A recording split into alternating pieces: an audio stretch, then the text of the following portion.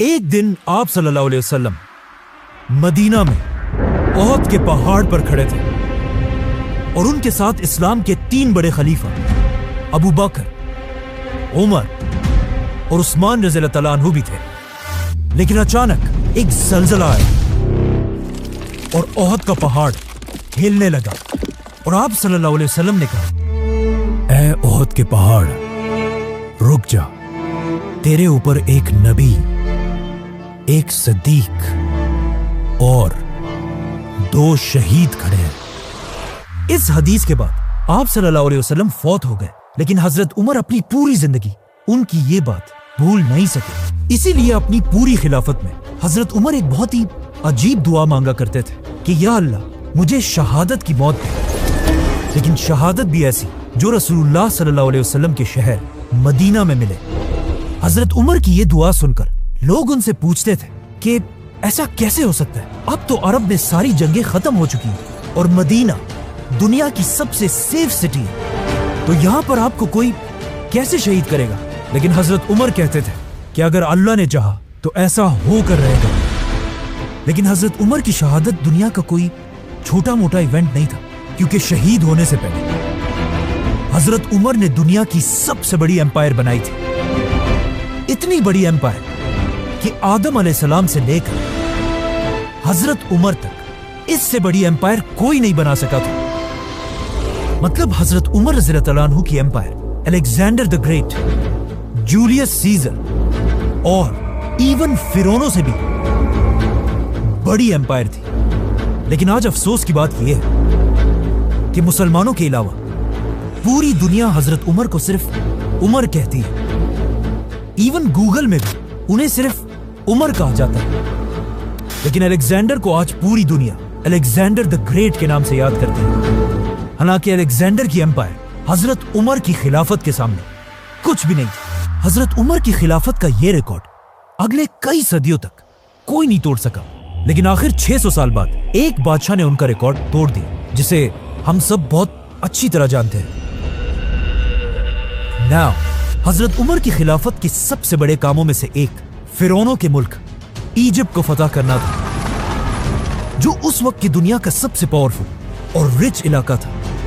لیکن اب جب مسلمانوں کی ساری اٹینشن ایجپٹ کی طرف تھی، وہاں پرشین بادشاہ کو تھوڑا ریلیکس ہونے کا ٹائم ملا، اور اس نے اس ٹائم کو یوز کر کے اپنے سارے جنرلز اور لوگوں کی طرف آخری لیٹرز بھیجے اور ان سب سے کہا کہ اگر اب بھی تم لوگ نہیں جاگے تو عمر ہماری اس 800 سال پرانی پرشین ایمپائر کو ہمیشہ کے لیے ختم کر دے گا۔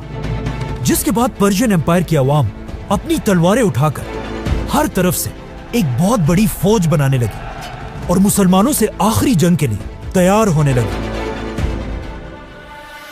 اب جب مدینہ میں خلیفہ عمر رضی اللہ تعالیٰ عنہ کو اس بات کا پتہ چلا تو انہوں نے فیصلہ کیا کہ وہ مسلمانوں کی پوری فوج کو ایک جگہ جمع کر کے پرشین ایمپائر سے آخری لڑائی کے لیے بھیجیں گے۔ لیکن ایسا کرنے سے ان کے ایک بہت بڑے منسٹر علی رضی اللہ تعالیٰ عنہ نے انہیں روک دیا اور کہا اگر ہم مسلمانوں کی پوری فوج کو ایک جگہ جمع کریں گے تو کہیں ایسا نہ ہو کہ رومن ایمپائر دوبارہ ہم پر حملہ کر دے۔ حضرت علی کی یہ بات خلیفہ عمر رضی اللہ تعالیٰ عنہ کو بہت پسند آئی، تو حضرت عمر رضی اللہ تعالیٰ عنہ نے اپنی رائے چھوڑ کر حضرت علی کی رائے مانی اور ہر علاقے سے چھوٹی چھوٹی فوجیں جمع کر کے پرشین ایمپائر پر آخری حملہ کیا۔ اس طرح مسلمان ایک بار پھر پرشین ایمپائر کے بہت سارے قلعوں کو فتح کرنے لگے، جن میں سے ایک قلعے کی سٹوری سمجھنا بہت ہی امپورٹنٹ ہے، کیونکہ اس قلعے کے لیڈر کا نام تھا ہرمزان، جو اس وقت پرشین ایمپائر کا سب سے طاقتور جنرل تھا۔ اسی لیے ہرمزان کی سٹی کو مسلمانوں نے بہت ہی مشکلوں سے فتح کیا، لیکن یہ سٹی فتح کرتے ہی ہرمزان مسلمانوں کی فوج سے بھاگنے لگا اور مسلمان اس کا پیچھا کرنے لگے۔ بھاگتے بھاگتے ہرمزان اپنی سٹی کے سب سے لمبی بلڈنگ پر چڑھ کر زور زور سے چیخنے لگا کہ میرے پاس 100 تیرے ہیں اور ان 100 تیروں سے میں ایک ایک مسلمان کو چن چن کے ماروں گا، لیکن میری ایک شرط ہے، اگر مسلمان مجھ سے یہ وعدہ کرے کہ وہ مجھے عمر بن خطاب کے پاس لے کر جائیں گے تو میں سرنڈر کرنے کے لیے تیار ہوں۔ تو مسلمانوں نے کہا ٹھیک ہے، اس میں کون سی بڑی بات ہے۔ تو انہوں نے ہرمزان کو پکڑا اور اسے سیدھا مدینہ میں خلیفہ کی طرف روانہ کیا۔ ہرمزان پہلی بار مدینہ میں داخل ہوا اور اس کا خیال تھا کہ خلیفہ عمر کا ایک بہت بڑا محل ہوگا اور باقی بادشاہوں کی طرح ایک بہت بڑے دربار میں بیٹھے ہوں گے، لیکن وہ یہ دیکھ کر حیران رہ گیا کہ دنیا کا اتنا بڑا بادشاہ ایک سادہ سی بلڈنگ میں زمین پر آرام فرما رہے تھے۔ کہا جاتا ہے یہ دیکھ کر ہرمزان نے پوچھا بھی کہ خلیفہ کے گارڈز کدھر ہیں؟ تو اسے بتایا گیا کہ خلیفہ عمر کو ان چیزوں کی ضرورت نہیں ہوتی۔ لوگوں نے حضرت عمر رضی اللہ تعالیٰ عنہ کو اٹھایا اور انہیں کہا کہ یہ پرشین امپائر کا بہت بڑا جنرل آپ سے ملنے آیا ہے، لیکن حضرت عمر نے کہا کہ میں تب تک اس سے بات نہیں کروں گا جب تک اس نے یہ بادشاہوں والے کپڑے پہنے۔ جاؤ اور اسے بدل کر آؤ۔ جب ہرمزان اپنے کپڑے بدل کر بالکل عام انسان کی طرح حضرت عمر کے سامنے پیش ہوا، تب حضرت عمر نے اسے اپنے پاس آنے کی اجازت دی، لیکن اس ہرمزان کی وجہ سے پہلے ہی اتنے مسلمان شہید ہو چکے تھے کہ حضرت عمر اسے سزائے موت دینے کا ارادہ کر چکے تھے۔ لیکن آتے ہی ہرمزان نے کہا کہ مجھے پانی پلایا جائے۔ جیسے ہی اسے پانی دیا گیا تو ہرمزان نے وہاں سب کے سامنے حضرت عمر سے کہا کہ مجھ سے وعدہ کریں جب تک میں اس پانی کو نہ پیوں تب تک مجھے کوئی قتل نہیں کرے گا۔ جیسے ہی حضرت عمر نے ہرمزان کی بات مان لی، ہرمزان نے وہ پانی زمین پر پھینک دیا اور کہا میں نے تو پانی پیا ہی نہیں، بلکہ یہ پانی تو اب میں کبھی پی ہی نہیں سکتا، اور اب آپ کے وعدے کے مطابق مجھے کوئی نہیں مار سکتا۔ جس کے بعد ہرمزان نے جلدی سے اسلام قبول کر لیا اور اس طرح مدینہ میں اپنی جان بچا لی۔ حضرت عمر نے بھی یہ دیکھ کر ہرمزان کو معاف کر لیا، لیکن انہیں پتا تھا کہ ہرمزان کوئی عام انسان نہیں ہے، بلکہ پوری پرشین امپائر کا آرمی چیف ہونے کی وجہ سے ہرمزان کو اس امپائر کے ایک ایک کونے کا پتا تھا۔ اسی لیے حضرت عمر نے ہرمزان کو مدینہ میں رہنے کی اجازت دی، بلکہ پرشین امپائر کے خلاف اسے اپنا ایڈوائزر بھی بنایا۔ لیکن حضرت عمر کو اس بات کا پتہ نہیں تھا کہ ایک دن یہی ہرمزان ان کی شہادت میں ایک بہت بڑا رول پلے کرے گا۔ آرمی چیف ہرمزان کی گرفتاری کا جب پرشین بادشاہ کو پتا چلا تو اسے بہت غصہ آیا، کیونکہ یہ پرشین امپائر کے لیے ایک بہت بڑی بے عزتی تھی۔ تو انہوں نے اور تیزی سے اپنی فوج کو جمع کرنا شروع کیا اور آخر پوری پرشین امپائر سے ایک بہت بڑی فوج جمع کر کے ایران کی سٹی نہاوند میں مسلمانوں سے آخری جنگ لڑنے کے لیے تیار ہو گئے۔ اب یہاں پہ تھوڑی کنفیوژن ہے کہ پرشین فوج کے جمع ہونے کی خبر حضرت عمر تک کس نے پہنچائی؟ پرانے گورنر سعد بن ابی وقاص نے یا نئے گورنر عمار بن یاسر رضی اللہ تعالیٰ عنہ نے، جو ایک بہت بڑے صحابی تھے اور ان کے ماں باپ نے سب سے پہلے اسلام کے لیے اپنی جان دی تھی۔ حضرت عمر کو جب اس کا پتہ چلا تو انہوں نے اپنے سارے منسٹرز کی ایک میٹنگ بلائی اور ان سے پوچھا کہ ہمیں کیا کرنا چاہیے، جس پر حضرت عثمان نے انہیں مشورہ دیا کہ آپ کو خود ایک بہت بڑی فوج لے کر پرشین بادشاہ سے لڑنے کے لیے جانا چاہیے۔ لیکن حضرت علی نے کہا کہ نہیں، خلیفہ کو مدینہ میں رہ کر کسی اور کو بھیجنا چاہیے۔ تو حضرت عمر نے ایک بار پھر حضرت علی رضی اللہ تعالیٰ عنہ کی رائے کو پسند کیا اور 30,000 کی بڑی فوج جمع کر کے اسے پرشین امپائر سے آخری جنگ کے لیے روانہ کیا، جس کے بعد نہاوند میں اسلام اور پرشینز کی آخری بہت بڑی جنگ ہوئی اور آخر بہت مشکلوں سے مسلمان یہ جنگ جیت گئے۔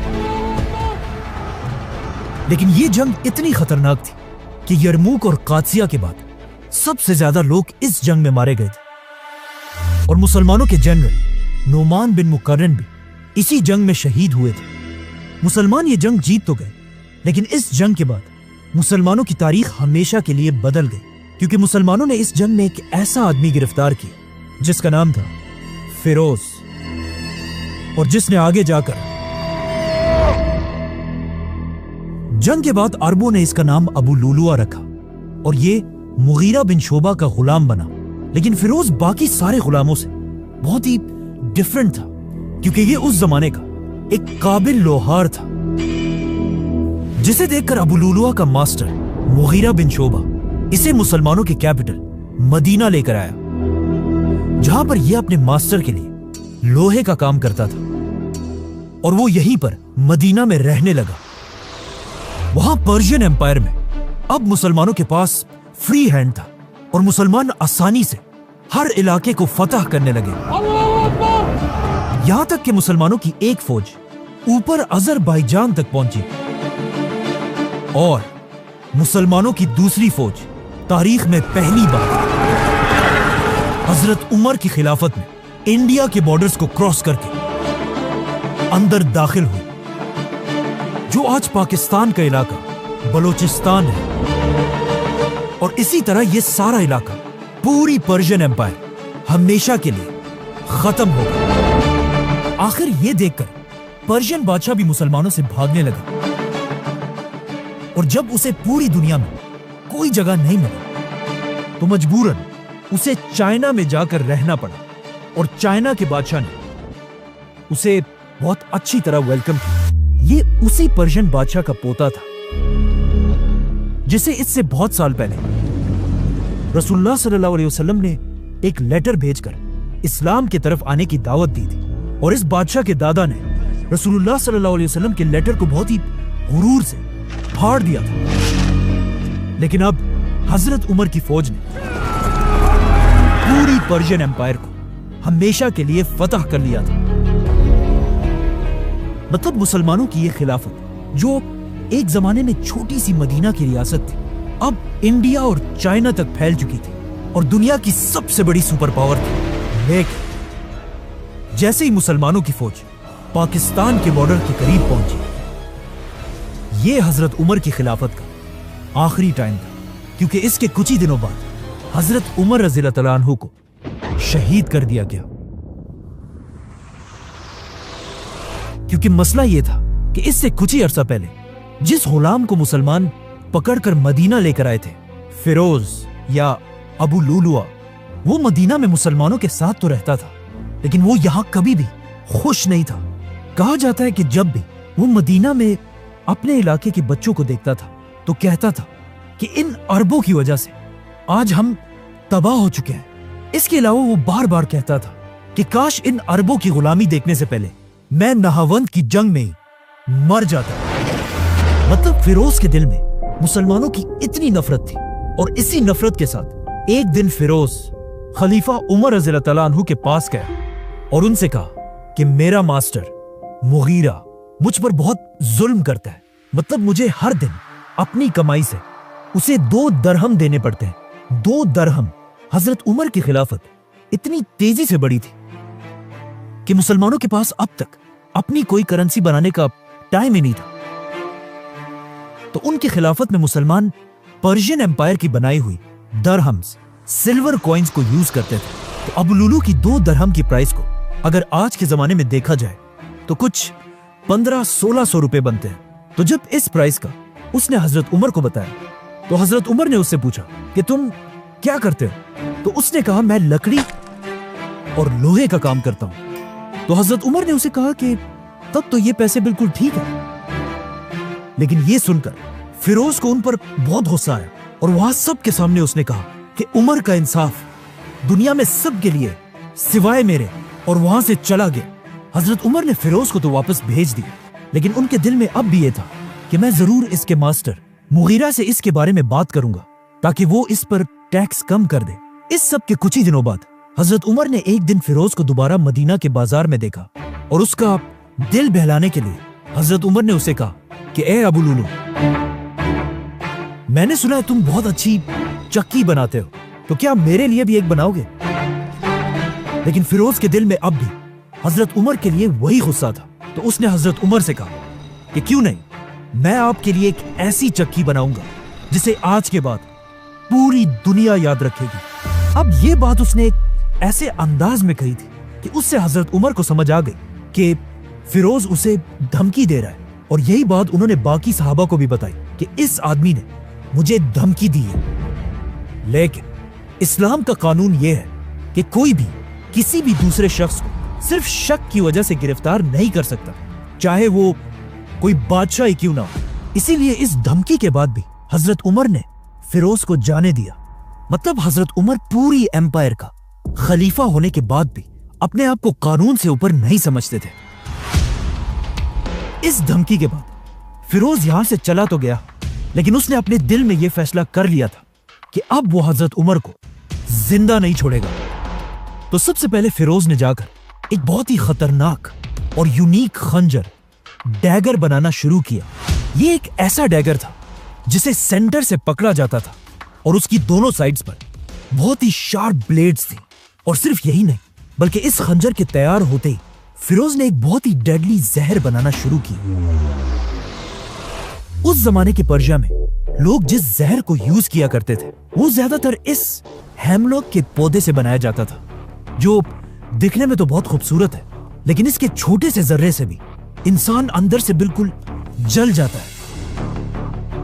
इसीलिए यह पौधा उस जमाने के असैसिन्स का फेवरेट पॉइजन था और कहा जाता है कि इससे बहुत साल पहले एक ग्रेट फिलोसोफर सोक्रेटिस, सुकरात को भी इसी जहर से मारा गया था। फिरोज ने अपने इस यूनिक खंजर को सारी रात इस जहर के अंदर रखा और फिर अगले ही दिन फजर की नमाज से पहले जाकर मस्जिद नबवी के एक कोने में छुप गया और खलीफा उमर रज़ियल्लाहु तआला अन्हु का इंतजार करने लगा। तो अब जैसे ही हजरत उमर ने अगले दिन फजर की अजान सुनी तो वो उठे और मस्जिद में अपनी आखिरी नमाज पढ़ने के लिए रवाना हुए। हजरत उमर के पहुंचने से पहले ही मुसलमान मस्जिद में नमाज के लिए सफों में खड़े हो चुके थे, लेकिन फिर भी हजरत उमर एक एक सफ को क्रॉस करते हुए उन्हें हुक्म दे रहे थे, मुसलमानों, अपनी सफों को सीधा करो। इस वक्त अपनी शहादत से कुछ ही देर पहले हजरत उमर की खिलाफत वेस्ट में अल्जीरिया से लेकर ईस्ट में इंडिया तक फैली हुई थी। मतलब अगर आज की दुनिया के 25 या 30 कंट्रीज को मिला लिया जाए तब जाकर वो अकेले हजरत उमर की खिलाफत बनती है। लेकिन यहां पे ये समझना लाजमी है कि इस सब के बारे में आप सल्लल्लाहु अलैहि वसल्लम पहले ही बता चुके थे। हजरत उमर की शहादत से सिर्फ 25 साल पहले, जब मक्का में आप सल्लल्लाहु अलैहि वसल्लम के थोड़े ही फॉलोअर्स थे और लोग उन पर बहुत जुल्म किया करते थे, तो इन सख्त हालात में भी आप सल्लल्लाहु अलैहि वसल्लम सबसे कहते रहते थे कि एक दिन यही मुसलमान दुनिया की दोनों सुपर पावर्स रोमन और पर्शियन एम्पायर को फतह करेंगे। और यह सुनकर मक्का के लोग हमेशा उनका बहुत मजाक उड़ाया करते थे और कहते थे कि मुसलमान हमसे अपने आप को नहीं बचा सकते, तो ये लोग सुपर पावर से क्या लड़ेंगे। लेकिन आज सिर्फ कुछ ही साल बाद हजरत उमर ने अपनी खिलाफत में रसूलुल्लाह सल्लल्लाहु अलैहि वसल्लम की इन बातों को पूरा कर दिया था, क्योंकि आज मुसलमान दुनिया के सबसे बड़े सुपर पावर थे और हजरत उमर दुनिया के सबसे ताकतवर बादशाह। आखिर हजरत उमर मुसलमानों के सामने इमाम की जगह पर खड़े हुए और नमाज शुरू की। अल्लाहु अकबर। कहा जाता है कि हजरत उमर हर फजर की नमाज में कुरान की सूरह यूसुफ की तिलावत करते थे, जिसमें यूसुफ अलैहिस्सलाम एक गुलाम से पूरे इजिप्ट के लीडर बनते हैं। लेकिन आज वही इजिप्ट हजरत उमर की खिलाफत का एक छोटा सा सूबा था। लेकिन अब अपनी जिंदगी की आखिरी नमाज में हजरत उमर ने जैसे ही नमाज शुरू की, पीछे से अबू लुलू फुल स्पीड भागते हुए आया और अपने जहरीले खंजर से जोर से हजरत उमर को मारा और फिर दोबारा मारा और दोबारा मारा। इसी तरह अबू लुलू ने बहुत तेजी से हजरत उमर पर 6 वार किए और हजरत उमर जमीन पर गिर गए। यह देखकर पीछे खड़े मुसलमानों ने अबू लुलू को पकड़ने की कोशिश की, लेकिन फिरोज ने वहां से भागने के लिए अपने इसी खंजर से वहां 9 और लोगों को भी शहीद कर दिया। लेकिन आखिर जब मुसलमानों ने इसे पकड़ लिया तो फिरोज ने उसी खंजर से अपना ही गला काट कर खुदकशी कर ली। अब पीछे खड़े मुसलमानों को इस बात का पता नहीं था कि हजरत उमर पर हमला किया गया, इसीलिए वो सब कंफ्यूज थे कि हजरत उमर ने अचानक नमाज क्यों रोक दी। ये देखकर अब्दुर्रहमान बिन औफ आगे बढ़े और हजरत उमर की बाकी नमाज को पूरा किया। इसके कुछ ही देर बाद हजरत उमर ने होश में आकर पूछा, کہ ابن عباس مجھے مارنے والا کون تھا تو انہیں بتایا گیا کہ مغیرہ بن شعبہ کا وہی غلام فیروز۔ یہ سن کر حضرت عمر نے کہا کہ اللہ کا شکر ہے کہ مجھے کسی کلمہ پڑھنے والے مسلمان نے نہیں مارا۔ مطلب فیروز نے صرف 2 درہموں کی وجہ سے دنیا کے سب سے طاقتور بادشاہ خلیفہ عمر رضی اللہ تعالیٰ عنہ پر حملہ کیا تھا۔ لیکن یہاں پر کہانی کا ایک دوسرا اینگل بھی ہے۔ جب سے فیروز مدینہ آیا تھا وہ یہاں بالکل بھی خوش نہیں تھا اور مسلمانوں سے بہت سخت نفرت کرتا تھا، اور مدینہ کے باقی لوگوں سے دور رہ کر صرف ایک شخص کے ساتھ پھرتا تھا، وہی ہرمزان۔ اور کہا جاتا ہے کہ جس خنجر سے حضرت عمر کو مارا گیا تھا وہی خنجر لوگوں نے اس سے صرف ایک ہی دن پہلے ہرمزان کے پاس دیکھا تھا، جس کی وجہ سے بہت ہسٹورینز کہتے ہیں کہ فیروز کا یہ حملہ اکیلا نہیں بلکہ پرشین امپائر کی ایک سوچی سمجھی سازش تھی، اور یہ سازش مدینہ میں بیٹھے پرشین امپائر کے پرانے جنرل ہرمزان نے بنائی تھی۔ اسی لیے حضرت عمر کی شہادت کے کچھ ہی دنوں بعد ان کے ایک بیٹے عبید اللہ نے ہرمزان کی جان بھی لی تھی۔ لیکن یہ ایک بہت کنٹروورشل مسئلہ ہے اور آج کسی کو نہیں پتا کہ وہاں ایگزیکٹلی کیا ہوا تھا۔ خیر، مسلمان مسجد سے حضرت عمر کو اٹھا کر ان کے گھر لے کر آئے۔ عمر رضی اللہ عنہ کے جسم پر لگے زخم اتنے گہرے تھے کہ انہیں گھر لانے کے بعد جب انہیں کھجور کا پانی اور دودھ پلایا گیا تو وہ ان کے معدے میں جانے کے بجائے ان کے زخموں سے باہر نکلنے لگا۔ یہ دیکھ کر حضرت عمر کے ڈاکٹر نے انہیں کہا کہ یا امیر المومنین، اللہ کو یاد کریں، مطلب اب آپ کے پاس تھوڑا ہی ٹائم بچا ہے۔ یہ سن کر حضرت عمر کے پاس بیٹھے کچھ لوگ رونے لگے تو حضرت عمر نے انہیں ڈانٹا اور کہا جس نے رونا ہے وہ یہاں سے باہر نکل جائے۔ نارملی جو مر رہا ہوتا ہے لوگ اسے تسلی دیتے ہیں، لیکن حضرت عمر کی پرسنالٹی ایسے تھی کہ اپنی موت کی خبر سننے کے بعد بھی انہیں کوئی فرق نہیں پڑا۔ اپنی موت کی خبر سن کر حضرت عمر نے سب سے پہلے حکم دیا کہ مجھ پر جتنا بھی قرضہ ہے اس کا حساب لگایا جائے۔ تو پتا چلا کہ حضرت عمر پر 86,000 درہمز کا قرضہ تھا۔ تو حضرت عمر نے اپنے بیٹے اور خاندان کو حکم دیا کہ میرے بعد اس قرضے کو ادا کیا جائے۔